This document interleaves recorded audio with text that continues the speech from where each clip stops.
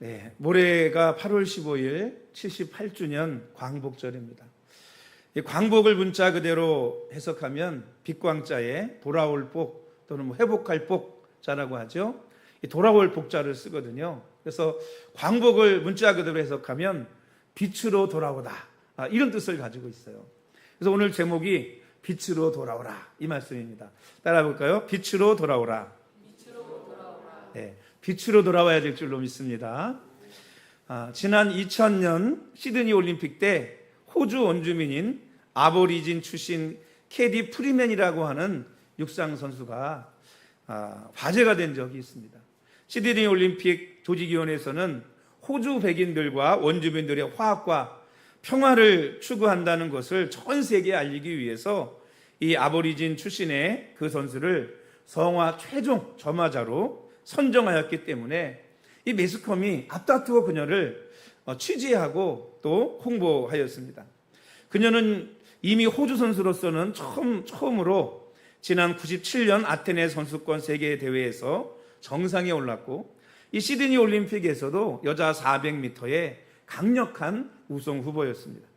이 캐리 프리맨은 사람들의 기대대로 여자 400m 경기에서 당당히 1등을 차지했습니다. 1등으로 400m 이 꼬리를 탁 한 다음에 그 다음에 통과한 다음에 그녀가 한 일이 무엇이었을까요? 우리나라 선수들도 1등 딱 하고 나면 어떻게 해요? 예? 태극기를 탁 등에다가 지고 태극기를 휘날리면서 달리지 않습니까? 그렇죠? 이 캐디 프리맨이라고 하는 선수도 이 국기를 딱 들고 달렸습니다. 그런데 이 국기가 이 호주의 국기가 아니고 아보리진이라고 하는 나라의 국기를 들고 뛴 것입니다. 그래서 한 바퀴 트랙을 딱 돌았어요. 전 세계의 매스컴들이 이 장면을 보도했습니다. 전 세계 유명한 신문에는 그녀가 아보리진 국기를 들고 트랙을 도는 장면을 싣고 각종 TV는 연일 그 장면을 보도했습니다. 올림픽 공식 메달 집계에, 그런데 어디에도 아보리진이라는 나라가 금메달을 땄다는 기록은 없습니다. 호주 캐시 프리맨이 땄다고 기록이 되어져 있었습니다. 여러분, 왜 그랬을까요? 원주민의 이 아보리진들이 조상 대대로 물려준 그 땅을 빼앗기고 그 나라의 주권을, 통치권을 호주에게 넘겨줬기 때문에, 그렇기 때문에 이 프리맨이라고 하는 선수는 자기의 원래 국기였던 아보리진 국기를 띄고 달렸지만 공식 집계에는 호주의 메달로 기록이 되었다는 것입니다. 우리나라도 여러분 이런 비슷한 역사가 있죠. 송기정 선수가 마라톤에서 금메달을 땄잖아요. 그리고 했는데 대한민국이란 나라는 없어지고 일제강점기 시대라 일제가, 일본이 금메달을 딴 것으로 그렇게 기록이 되었습니다. 여러분, 자유를 잃고 이 국가를 잃고 자유를 잃은 민족의 아픔과 비참함이 바로 이런 것입니다. 그런데 지금 우리는 얼마나 감사하고 행복합니까? 땅도 되찾았고요, 주권도 되찾았고요, 자유도 되찾았습니다. 즉 빚을 빼앗겼다가 다시 찾은 것입니다. 그래서 이거를 광복이라고 이야기하는 것입니다. 그러나 나라와 자유를 되찾은 광복도 있지만 어떤 광복도 있느냐 하면 영적인 광복도 우리에게 필요하다고 생각합니다. 우리나라의 광복이 일제의 압제에서 벗어나 나라와 주권을 회복하는 빛의 회복이었다면, 사람이 영적인 광복은 사탄의 압제에서 죄의 종로로 타던 저와 여러분이 빛으로 세상에 오신 예수 그리스도에게 돌아가는 것이 바로 영적인 광복인 줄로 믿습니다. 할렐루야. 왜 그럴까요? 저와 여러분들은 원래 하나님의 백성이고 하나님 나라의 백성이에요. 그런데 아담과 하와가 범죄함으로 말미암아 죄에 팔려서 사탄 나라의 백성이 되고 죄의 종이 되고 만 것입니다. 그런데 이제 우리의 주권을 되찾는다는 건 뭐겠어요? 예수 그리스도를 믿고 그분을 만나고 우리가 다시 하나님의 나라의 백성, 죄의 종이 아니라 진리에서 자유를 누릴 수 있는 백성이 될 때 영적인 해방, 영적인 광복, 영적인 자유를 저와 여러분이 누리게 될 줄로 믿습니다. 요한복음 12장 40절 말씀에 나는 빛으로 세상에 왔나니 물을 나를 믿는 자는 어둠에 거하지 않게 하려 함이라고 말씀하셨습니다. 예수님을 만나면 더 이상 어둠 가운데 있지 않습니다. 왜? 예수님이 빛이기 때문에 그 빛으로 나아갈 때 여러분 진정한 영적인 자유와 해방, 영적인 광복을 누릴 수 있는 그런 저와 여러분이 될 줄로 믿습니다. 우리가 영적인 광복을 맞이하는 길이 여러분 다른 길이 아닙니다. 빛으로 오신 예수님께로 돌아갈 때 여러분 영적인 광복을 맞이할 수 있는 줄로 믿습니다. 따라합시다. 빛으로 돌아가자. 어디로 돌아가자고요? 빛으로 돌아가자는 거예요. 그럼 여러분 어떻게 우리가 해야 빛으로 돌아갈 수 있을까요? 첫 번째로 빛이신 예수님을 만나야 될 줄로 믿습니다. 오늘 여러분 본문의 주인공은 사울 또는 바울이라고 불리는 사람입니다. 사울은 유대교의 열심인 사람이었습니다. 가말리엘 문화의 수자였으며 율법을 철저히 지켜서 자신의 고백처럼 율법으로는 흠이 없던 사람이 바로 이 사울, 바울이었습니다.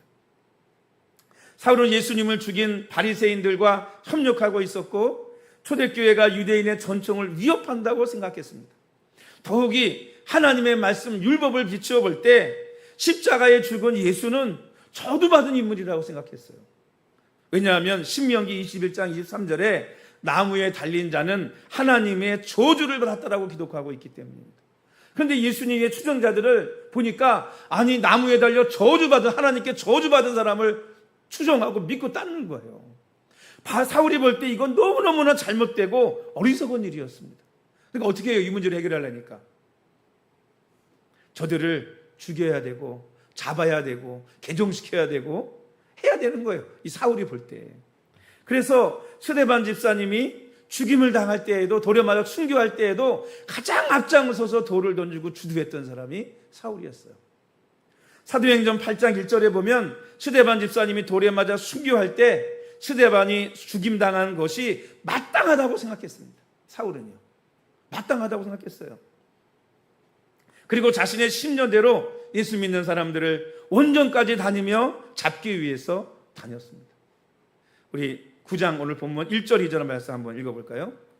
9장 1절 2절 말씀 시작. 사울이 주의 대단 제자들에 대하여 여전히 위협과 살기가 등등하여 대제사장에게 가서 다메섹 여러 회당에 가져갈 공문을 청하니 이는 만일 그 도를 따르는 사람을 만나면 남녀를 막론하고 결박하여 예루살렘으로 잡아오려 함이라. 아멘. 사울이 위협과 살기가 등등해서 대제사장에게 큰 권세를 받는 거예요. 이 사람에게 정권을 줘라 라는 권세를 받아고 가는 거죠. 그리고 다메섹에 가서 초기 그리스도인들을 잡아 예루살렘으로 잡아오기 위해서 사람들과 가는 길이었습니다. 사울이 다메섹에 가까이 이르렀을 때에 그런데 희한한 일을 경험하게 됩니다. 바로 그 자리에서 누구를 만나느냐? 빛 대신 예수님을 만나게 되는 것입니다. 우리 한번 3절 5절 말씀도 함께 읽어보겠습니다. 3절에서 5절. 사울이 길을 가다가 다메섹에 가까이 이르더니 호련히 하늘로부터 빛이 그를 둘러 비추는지라 땅이 엎드러져 들음에 소리가 있어 이르시되 사울아 사울아 내가 어찌하여 나를 박해하느냐 하시거늘. 아니 사울이 그리스도인들을 잡으러 다메섹으로 가던 중에 예수님을 만났어요. 갑자기 하늘로부터 빛이 그를 둘러 비추는데 예수님께서 사울 앞에 나타난 것입니다. 사울은 예수님 앞에 뭐 할 수밖에 없었냐? 땅에 엎드릴 수밖에 없었어요. 왜 예수님을 만났는데 그가 땅에 엎드렸을까? 여러분 교회를 무너뜨리려고 종자인을 만들어 활동하던 예수님을 만난 이종훈 교수님이라는 분이 있거든요. 제가 여러 번 말씀드렸잖아요. 그분이 예수님을 만났던 경험을 그렇게 얘기를 하더라고요. 그날도 기독교 방송을 틀어놓고 설교를 들으며 왜? 뭔가 기독교에 대해서 알아야 핍박을 하고 교회에 대해서 알아야 교회를 무너뜨릴 거 아니겠어요. 그래가지고 보던 중에 하나님이 예수님이 찾아오신 거예요. 그 한 예수님의 영광과 권능과 위엄 앞에 나는 너무나 큰 죄인이라는 게 스스로 느껴지고 나는 이제 죽었구나. 이 생각이 자기 머릿속에 들면서 그냥 그 앞에 엎드러졌다는 거예요. 난 죽었구나. 그러고 나서 죽지 않고 살아났어요. 누굴 만났느냐? 예수님을 만났어요. 예수님 만났어. 그래서 이제는 교회를 무너뜨리는 것이 아니고 회복하고 세우려고 특히 젊은이들을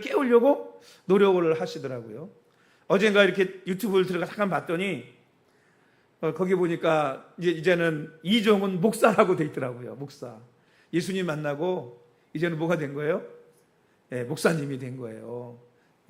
불교 대학을 나오신, 불교 쪽에 계신 분이 목사님이 되신 것입니다. 여러분, 엎드려 있던 사울에게 예수님께서, 그렇게 엎드려 있던 사울에게 예수님께서 이렇게 말씀하시는 거예요. 사울아, 사울아, 내가 어찌하여 나를 박해하느냐? 어찌하여 나를 박해하느냐? 사울은 예수님을 만나고 나서 자신이 얼마나 잘못하고 있다고 하는 사실을 깨닫게 된 것입니다.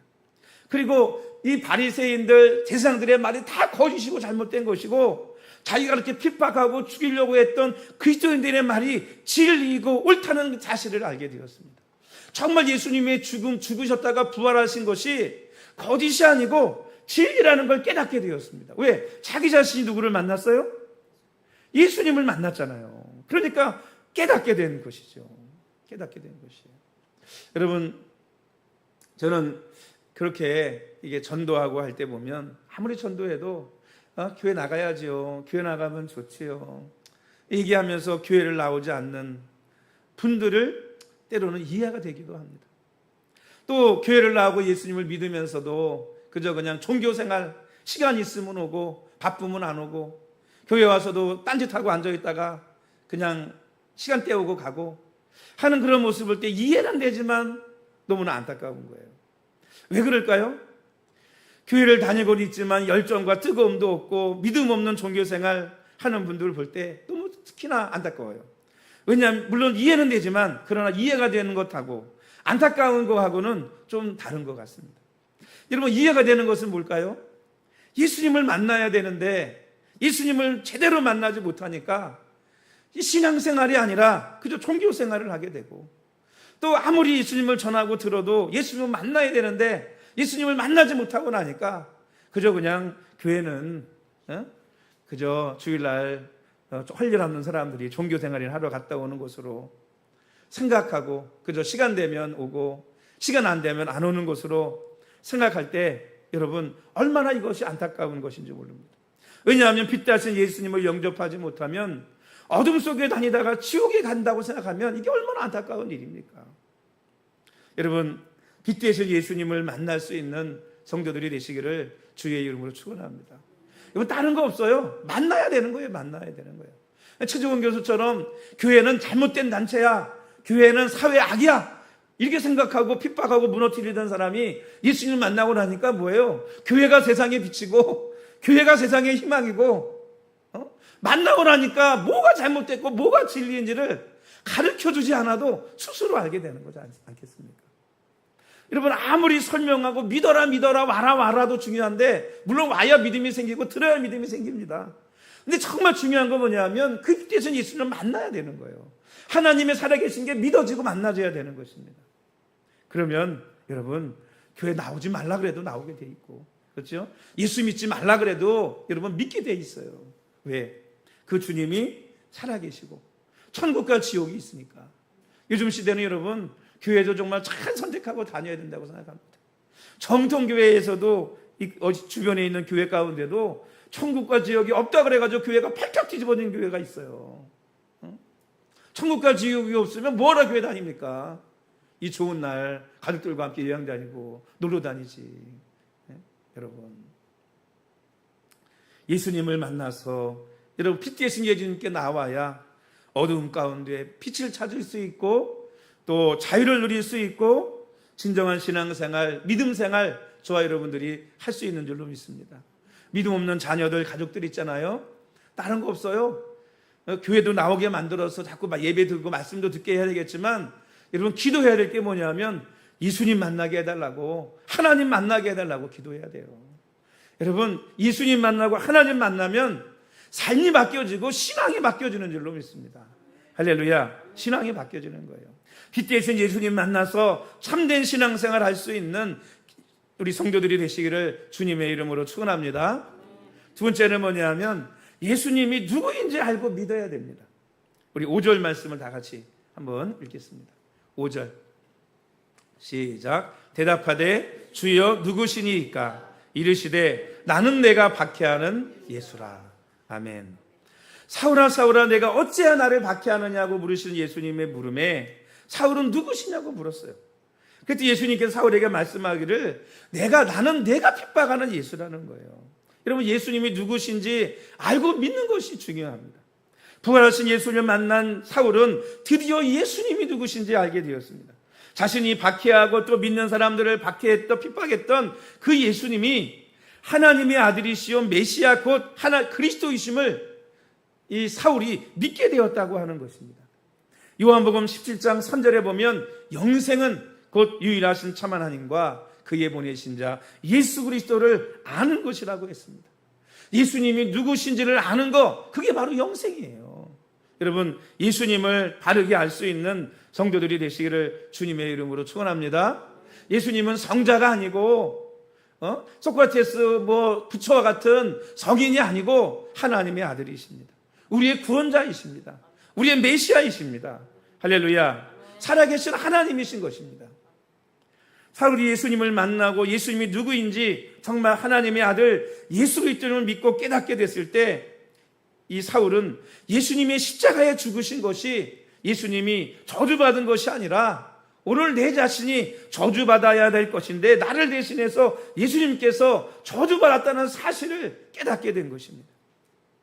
드디어 사울의 영적인 광복이 이루어지게 된 것입니다.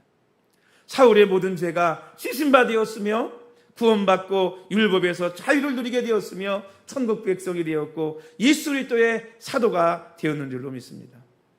아니, 예수님이 십자가에 달려 돌아가신 게 왜 내 죄가 사함받고 내가 천국 백성이 되고 왜 그런 일이 나랑 무슨 관계가 있다고 그런 일이 일어나나 라고 의아하게 생각하는 분들이 있을지 모르겠습니다.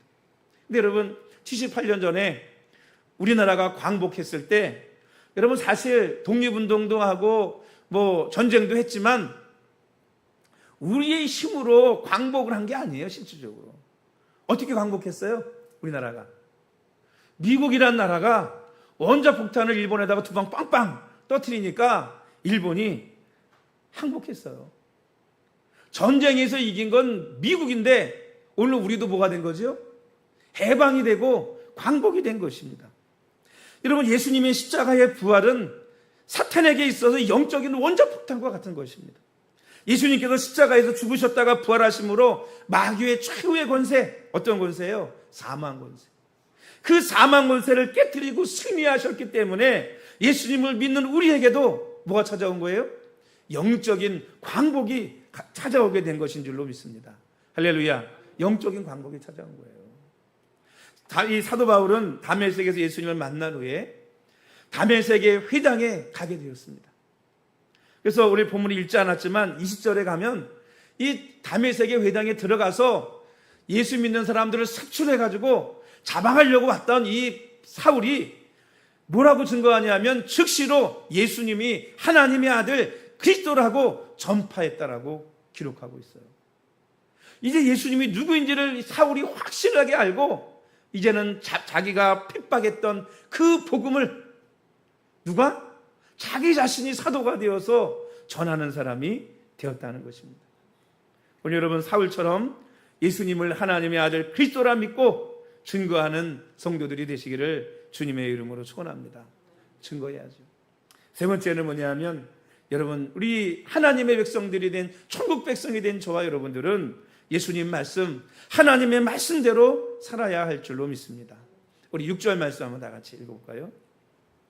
시작. 너는 일어나 시내로 들어가라. 내가 행할 것을 내게 이를 자가 있느니라 하시니.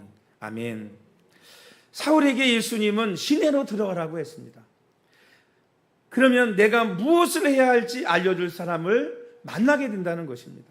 사울은 땅에서 일어나가지고 눈을 떴는데 이게 웬일이에요? 앞이 보이질 않습니다.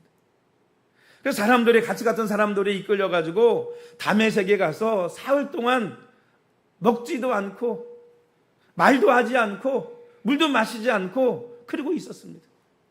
아마 사울이 큰 충격을 받은 것 같습니다. 여러분, 왜 충격을 받았을까요? 한번 생각해 보세요.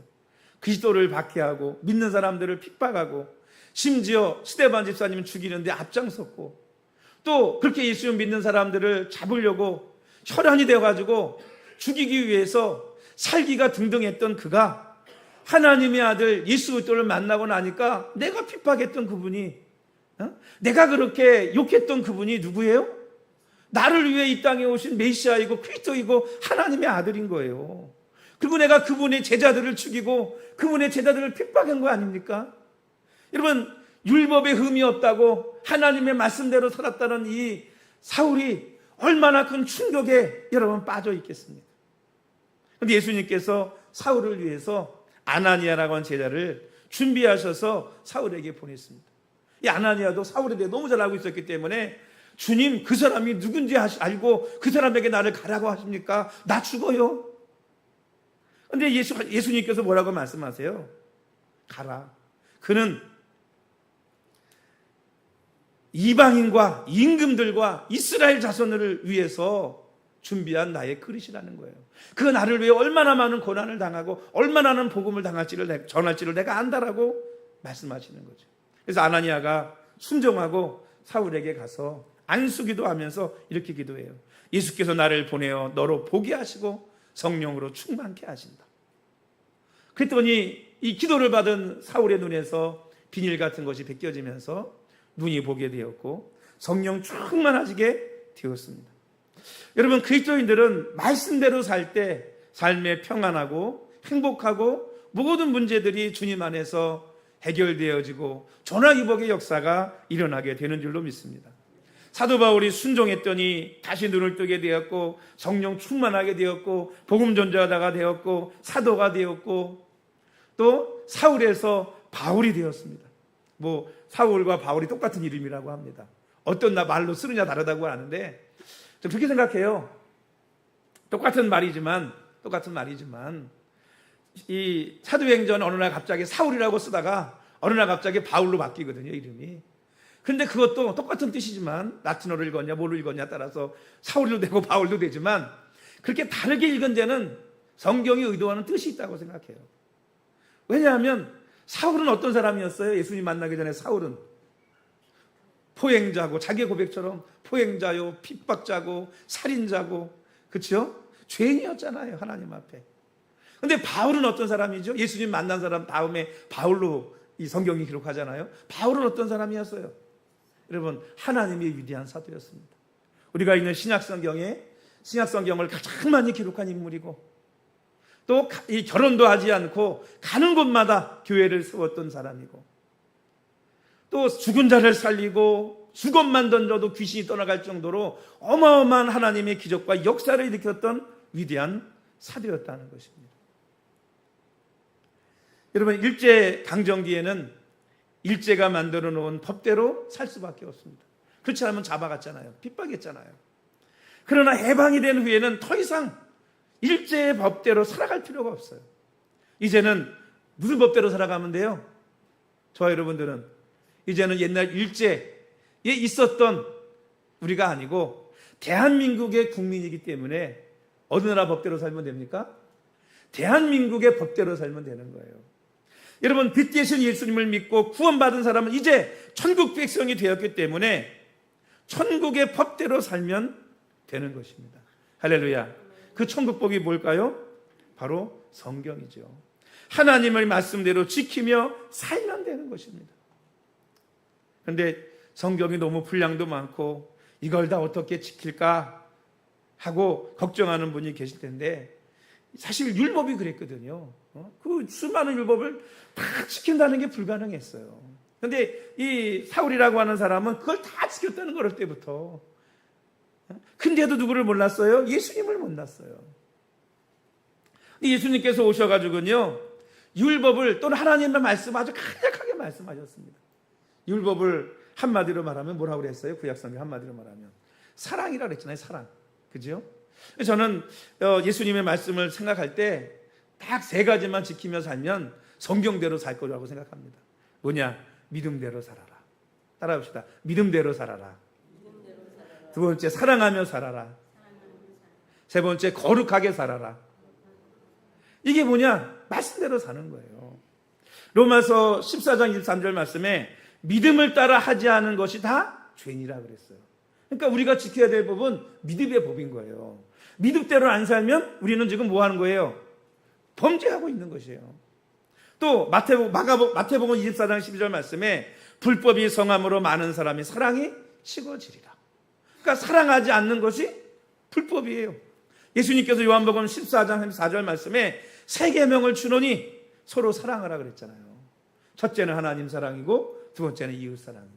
그러니까 사랑하며 살면 성경대로 하나님 말씀대로 사는 것입니다. 또 세 번째 어떻게 살라 그랬죠? 거룩하게 살라 그랬잖아요. 고린도후서 7장 1절 말씀에 하나님을 두려워하는 가운데서 거룩함을 온전히 이루어 육과 영의 온갖 더러운 것에서 자신을 깨끗하게 하자 그랬습니다. 세 번째가 뭐냐? 거룩하게 사는 거예요. 그래서 이렇게 믿음으로 사랑하며 거룩하게 살기 위해서 여러분 필요한 것이 뭐냐면 바로 영성과 도덕성이라고 생각합니다. 여러분 우리 한국교회가 오늘날 이렇게 핍박당하고 사람들에게 지탄을 받는 이유가 뭐예요?